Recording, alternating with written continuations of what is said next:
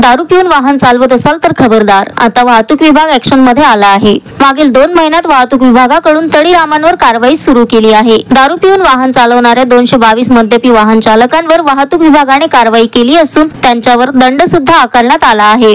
या drunk and drive मोहिमेमुळे मद्यपींची जणू झोपच उडाली आहे। त्याचप्रमाणे अल्पवयीन वाहन चालवणाऱ्या 14 अल्पवयीन वाहन चालकांवर कारवाई सुद्धा मागील 6 महिन्यात केली आहे। त्याशिवाय त्यांच्या पालकांना सुद्धा आपल्या अल्पवयीन पाल्यांना वाहन देऊ नये असे निर्देश सुद्धा वाहतूक विभागाकडून देण्यात आले आहे।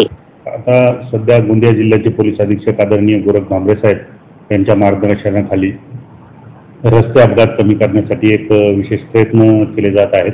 त्यामध्येच एक पार्ट म्हणून आपण ड्रंक अँड ड्राईव्ह ही मोहीम सुरू केलेली आहे। मागील 2 महिन्यामध्ये ही मोहीम माननीय पोलीस अधीक्षक साहेब यांच्या मार्गदर्शनाखाली सुरू केलेली आहे।